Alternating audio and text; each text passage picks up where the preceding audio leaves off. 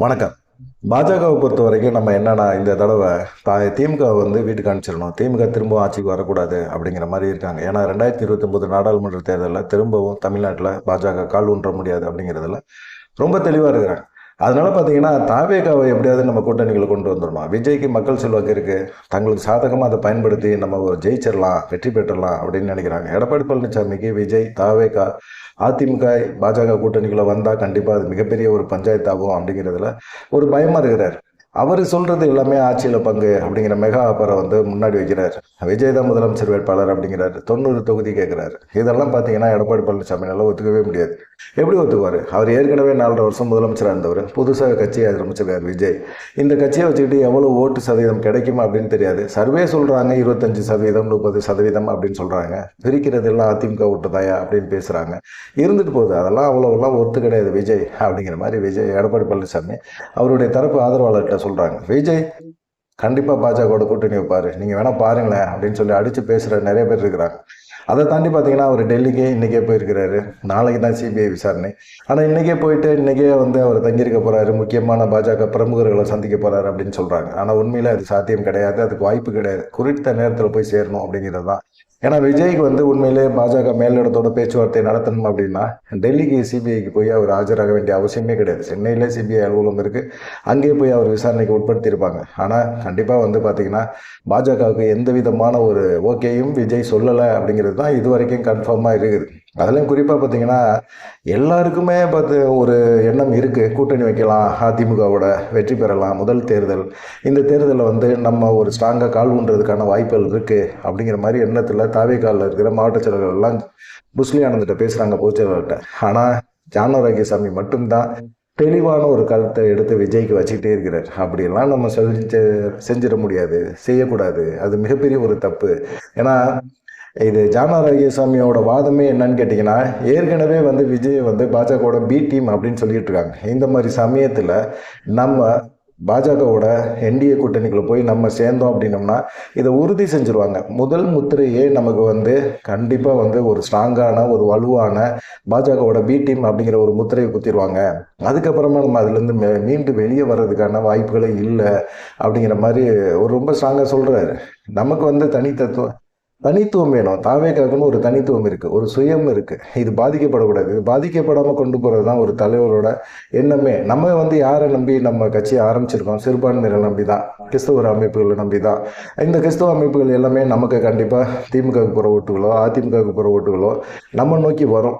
அப்படிப்பட்ட ஒரு சூழ்நிலையில் நம்மளும் தான் பாஜகவோட ஒரு டைஅப்பு, ஒரு க்ளோஸு அப்படிங்கிற மாதிரி ஒரு எண்ணத்தில் இருந்தோம் அப்படின்னம்னா கண்டிப்பாக வந்து நம்ம தேர போகிறதே கிடையாது.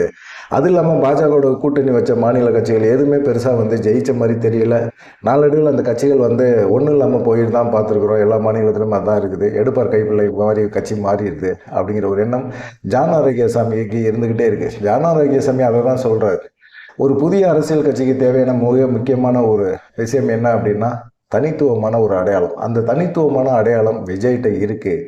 இதை வந்து அழிக்க பார்க்குறாங்க. அதிமுகவும் சரி பாஜகவும் சரி சேர்ந்து கூட்டணிகளை வாங்கன்னு சொல்லி அழிக்க பார்க்குறாங்க. இந்த தனித்துவமான அடையாளம் வந்து இந்த தேர்தலில் மட்டும் இல்லை, இனி வர எல்லா தேர்தலுக்கும் அந்த அடையாளம் இருக்கும் நமக்கு. ஆனால் யாரோடையாவது கூட்டணி வச்சோம், குறிப்பாக என்டிஏவோட கூட்டணி வச்சோம் அப்படின்னம்னா இந்த அந்த தனித்துவத்தை வந்து நம்ம இழந்துருவோம். நெகட்டிவிட்டி நிறையா பரவிடும் மக்கள் மத்தியில். மக்கள் வந்து நம்மளை நம்ப மாட்டாங்க. அப்புறமா எந்த சூழ்நிலையிலையும் தாவேகா அப்படிங்கிற ஒரு கட்சி வளர்ச்சி அடையாது, வளர்ச்சி பாதையில் போகவே முடியாது அப்படிங்கிற மாதிரி இருக்குது. ஏன்னா தேசிய கட்சிகள் வந்து அது வேற. ஆனால் நம்ம மாநில கட்சி அதுக்கான ஒரு தனிப்பட்ட ஒரு உணர்வு இருக்குது. மாநில கட்சிகளுக்குன்னு ஒரு உணர்வு இருக்குது. அந்த உணர்வு தான் இது வரைக்குமே திமுக அதிமுக அப்படிங்கிற ஒரு கட்சிகளை வந்து முன்னெடுத்துட்டு வந்துக்கிட்டே இருக்கிறாங்க. அடிப்படை தொண்டர்களோட அந்த உணர்வு ஐக்கியமாக இருக்குது. அதே போல தான் தாவேகாலையும் இருக்கிற இளைஞர் மத்தியிலும் பெண்களுக்கும் எல்லாத்துக்கும் மத்தியிலையும் பார்த்தீங்கன்னா இந்த உணர்வு இருக்குது அப்படிங்கிறத ஜான் ஆரோக்கியசாமி ரொம்ப வெளிப்படையாக பேசியிருக்கார் விஜய்கிட்ட இவ்வளோ ஆலோசனை பண்ண பிறகு என்ன பண்ண முடியும்? ஒன்றும் பண்ண முடியாது. விஜய் எடுக்கிற முடிவு தான். ஆனால் விஜய் வந்து ஜான் ஆரோக்கியசாமி பேச்சை கண்டிப்பாக கேட்பார். ஏன்னா ஆலோசனை பண்ணி சொல்கிறாருல்ல, அதனால வந்து அவர் பேச்சை கேட்டு தான் ஆகணும் அப்படிங்கிறதுல தெளிவாக இருக்கிறாரு. ஆனால் வந்து எடப்பாடி பழனிசாமிக்கு தாவேகாவை வந்து கூட்டணிகளை கொண்டு வரதில்ல விருப்பம் இல்லை அப்படிங்கிறது தெளிவாக தெரியுது. காரணம் என்னன்னு கேட்டிங்கன்னா அவர் வந்து ஏற்கனவே வந்து விஜயோட பேச்சுவார்த்தையெல்லாம் நடத்தி பார்த்துட்டார். அவர் என்ன நினைச்சாரு அப்படின்னா, சும்மா ஒரு கொஞ்சோண்டு ஒரு சீட்டை கொடுப்போம், ஒரு 30-40 சீட்டை கொடுத்துட்டு நம்ம விஜயோட ஆதரவோட நம்ம ஜெயிச்சு முதலமைச்சராயிடலாம் அப்படின்னு நினைக்கும் போது, விஜய் சாதாரணப்பட்ட ஆள் கிடையாது. அவருக்கும் தெரியும். அவரு வந்து என்ன நினைக்கிறார், நானும் முதலமைச்சர் வேட்பாளர் தான், நீங்க வேணா எங்க கூட கூட்டணி வாங்கன்னு ஆரம்பத்திலே சொல்லிட்டாரு. ஆனால் கட்சியில் இருக்கிற அதிமுக சீனியர்கள் எல்லாமே என்ன சொன்னாங்கன்னா, மாவட்ட செயலர் கூட்டத்தில் தேமுதிக விட்டுறாதீங்க, விஜய் கூட நம்ம பேச்சுவார்த்தை நடத்துறது வேணான்னு வச்சுக்கோங்க, தேமுதிக விடாதீங்க, தேமுதிகவுக்கு வந்து ஒரு ராஜ்யசபா சீட்டை கொடுத்துட்டு நம்ம அவங்கள கூட்டிகிட்டு வந்து நம்ம கூட்டணிக்குள்ளே வச்சுக்கிறது ரொம்ப நல்லது அப்படிங்கிற மாதிரி பேசினாங்க. ஆனால் எடப்பாடி பழனிசாமி தேமுதிகவிலையும் சொதப்பிட்டார். வேலுமணியை வச்சு பேச்சுவார்த்தை நடத்தினாங்க. ஒரு ராஜ்யசபா சீட்டு தான், அந்த சீட்டை கொடுக்க மாட்டேன்னு இப்போவும் அடம் பிடிக்க ஆரம்பிச்சிட்டாரு. அதனால பார்த்தீங்கன்னா எதிர்பார்க்கிறத டக்குன்னு திமுக கொடுத்துச்சு, உடனே தேமுதிக அங்கிட்டு போயிட்டாங்க. இன்னமும் அவங்க கூட தொகுதி பங்கீட்டுல இன்னும் பிரச்சனை எதுவும் வர்றதுக்கான வாய்ப்புகள் ரொம்ப குறைவு அப்படின்னு தான் சொல்கிறாங்க. இப்போ தேமுதிகவும் போயிடுச்சு. அப்பயே வந்து அதிமுக தொண்டர்கள் சோர்ந்துட்டாங்க. இப்போ தாவேகவும் நம்ம கூட்டணிக்குள்ளே வருதுன்னு சொல்லி நம்ம அதிமுக தொண்டர்களை வந்து ஏமாற்றிக்கிட்டு இருக்க வேணாம், அவங்கள உழைக்க விடுவோம், அவங்கள போய் கட்சியை களப்பணியாற்ற விடுவோம் அப்படின்னு தான் எடப்பாடி பழனிசாமி யோசிக்கிறார். அது இல்லாமல் பார்த்தீங்கன்னா நமக்கு இருக்கிற கட்சியே போதுமையா, இதை வச்சே நம்ம தேர்தலை வந்து சந்திச்சோம்னா வெற்றி பெற முடியும் அப்படிங்கிற மாதிரி இருக்கிறாங்க. இருந்தாலும் பேச்சுவார்த்தை நடத்தி பார்ப்போம் அப்படின்னு சொல்லி எடப்பாடி பழனிசாமி தரப்பில் விஜய்கிட்ட பேசினா 90 சீட்டு எங்கள் தலைமையில் தான் கூட்டணி, முதலமைச்சர் வேட்பாளர் விஜய், இதுக்கு ஓகேயா அப்படின்னு சொல்லி எடப்பாடி பழனிசாமி அனுப்புகிற ஆள்கிட்டே திரும்பி ரிப்பீட்டாக இதே சொல்கிறாங்க. இதை சொன்னால் இந்த இதெல்லாம் அவங்களால ஏற்றுக்க முடியல. 40 சீட்டுக்கு நீங்கள் ஓகேயா அப்படின்னு எடப்பாடி பழனிசாமி தாவேகா தரப்பில் கேட்குறாரு. நாங்கள் ஏன் 40 சீட்டுக்கு உங்களை முதலமைச்சர் ஆகிறதுக்கு நாங்கள் கட்சி ஆரம்பித்து நாங்கள் செயல்படணும்? நீங்கள் கட்சி ஆரம்பிச்சிட்டீங்க, தேர்தல் செலவுன்னு ஒன்று இருக்குல்ல, இப்போ வேட்பாளர் தேர்வு நேர்காணல் பண்ணியிருக்கீங்க, 60 பேர் நேர்காணல் பண்ணிட்டீங்க, நேர்காணல் பண்ணி எல்லாத்தையுமே இது பண்ணிட்டீங்க. ஆனால் 60 பேருமே நேர்காணலில் கலந்துக்கல. 10 பேரை கூப்பிட்டு மட்டும் விஜய் பேசியிருக்கிறாரு. அந்த 10 பேர்கிட்டே மட்டும் என்ன சொல்லியிருக்காரு அப்படின்னா, நீங்கள் உங்கள் தொகுதியில் திமுக அதிமுக வேட்பாளர் கடுமையாக பணத்தை செலவு பண்ணி தேர்தலை சந்திப்பாங்க, நீங்களும் அதுக்கு இணையாக சந்திங்க. அதுக்கு முன்னாடி கட்சிக்கு டெபாசிட்டாக ஒரு 5 கோடி ரூபாய் டெபாசிட் பண்ணிட்டு போங்க அப்படின்னு சொல்லியிருக்காரு. சீக்கிரமாக டெபாசிட் பண்ணியிருக்கேன் அப்படின்னு சொல்லியிருக்காரு. கலந்துக்கிட்ட ஒரு 60 பேரில் ஒரு ஆள் மட்டும்தான், ஒருத்தர் 2 பேர் மட்டும்தான் தாவேகால ஒரு 5 கோடி ரூபாய் டெபாசிட் பண்ணியிருக்கிறார். மீதி வேட்பாளர் நேர்காணலில் வந்துட்டு அவங்க தான் வேட்பாளர் அப்படின்னு சொல்லிட்டு போன நபர்கள் யாருமே பெருசாக கலந்துக்கல, டெபாசிட் பணத்தை கட்டவே இல்லை. அந்த அளவுக்கு நிதி நெருக்கடியில் இருக்கிற இவங்களுக்கு யாரோட கூட்டணி வச்சாதான் அவங்களுக்கு வந்து இவங்க சப்போர்ட் பண்ண முடியும், வெற்றி பெற முடியும் அப்படின்னு நினைக்கிறாங்க. ஆனால் தாவேகா கூட்டணி வச்சாங்கன்னா அதிமுக வேட்பாளருக்கு பாஜக வேட்பாளருக்கு சரியாக போய் சேரும்.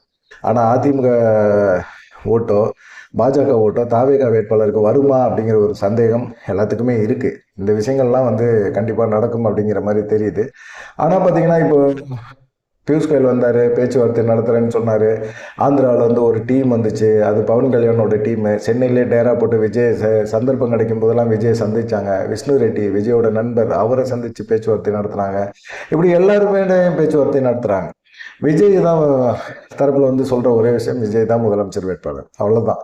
அவங்க தரப்பில் இருந்து பவன் கல்யாண்லாம் நிறைய பேசி பார்த்துட்டு, நான் எனக்கெல்லாம் ஆந்திராவில் நிறைய செல்வாக்கு இருக்கியா, உன்னையோட அதிக பவர் இருக்கியா, ஆனால் நான்லாம் வந்து அந்த மாதிரியெல்லாம் பிகு பண்ணலை பார்த்தியா, நான் கூட்டணி வச்சேன், இன்றைக்கி ஒரு குறிப்பிட்ட சதவீதம் எம்எல்ஏக்கள் இருக்காங்க, நான் துணை முதலமைச்சர், சந்தோஷமாக போயிட்டுருக்கேன்ல அப்படின்னு சொன்னார். ஆனால் அவருக்குன்னு ஒரு 2-3 தேர்தல்கள் வந்து தனியாக தானே போட்டி போட்டு பார்த்தாரு. அதுக்கப்புறம் தானே அவர் இந்த முடிவு எடுத்தார். விஜய்க்கு எவ்வளோ வாக்கு சதவீதம் இருக்குது அப்படிங்கிறத தெரிஞ்சுக்கிறதுக்கு இந்த தேர்தலை அவர் பயன்படுத்துறதுல என்ன தப்பு இருக்குது? பவன் கல்யாண் சொல்லுங்கள், என்ன தப்பு இருக்குது? படுத்திக்கிட்டுமே, ஏன் பாஜகவோட ஏஜெண்டாக நீங்கள் பேசுகிறீங்க? விஜய் தன்னிச்சு ஏன் முடிவெடுக்க விட மாட்டேங்கிறீங்க? விஜய் ஒரு முடிவு எடுக்கட்டுமே, நீங்கள் ஏன் அவருக்கு வந்து அட்வைஸ் பண்ணுறீங்க? அரசியல் ஆலோசகர் அப்படின்னு சொல்லி ஏற்கனவே ஜான் ஆரோக்கியசாமி வச்சுருக்காரு. அவர் தெளிவாக நிதானமாக ஒரு விஷயமா சொல்லிட்டு தான் இருக்கிறார். அதனால் வந்து ஒன்றும் நீங்களாம் யாருமே டென்ஷன் ஆகிக்க வேணாம் அப்படிங்கிறது தான் இதாக இருக்குது. எடப்பாடி பழனிசாமிக்கு தெரிஞ்சு போச்சு, விஜய் நம்ம கூட்டணிக்கு வரமாட்டார், வந்தாலும் பிரச்சனை நமக்கு தான். எல்லாமே போச்சுன்னா ஒரு கிட்டத்தட்ட ஒரு 74 தொகுதியை கொடுத்துட்டோம்னா 160 தொகுதியில் தான் அதிமுகவே போட்டி போடுவோம். இதில் விஜய் வேறு வந்துட்டார் அப்படின்னா 40 இல்லை 45க்கு பாஜக ஏதாவது அழுத்தம் கொடுத்து கொண்டாந்து சேர்த்துட்டாங்க அப்படின்னா கூட துணை முதலமைச்சர் பதவி தரோம் அப்படின்னு சொன்னால் கூட 45 சீட்டு கண்டிப்பாக குறைவு இல்லாமல் கேட்பார். அப்படி 45 சீட்டு கொடுத்தோம் அப்படின்னோம்னா 160ல் 45 போச்சுன்னா 25, அவ்வளோதான். 125 தொகுதிகளில் தான் அதிமுக போட்டி போட முடியும் அப்படிங்கிற மாதிரி ஒரு எண்ணம் வந்துருச்சு அப்படிங்கிற மாதிரி சொல்கிறாங்க. அதனால தான் பார்த்தீங்கன்னா பயங்கரமான ஒரு குழப்பத்திலான ஒரு சூழ்நிலையில் எடப்பாடி பழனிசாமி என்ன செஞ்சிட்டாரு, தாவேகாவே நமக்கு தேவையில்லை, தாவேகா வந்து அவ்வளோ ஒர்த்து கிடையாது, தாவேகா வந்து நமக்கு பிரச்சனை கிடையாது. களத்தில் அவங்களால நிற்க முடியாது, தேர்தல் சமயத்தில் அவங்களால போராட முடியாது, கண்டிப்பாக நம்ம நிறுத்துகிற வேட்பாளருக்கு எதிராக அவங்களால செயல்பட முடியாது.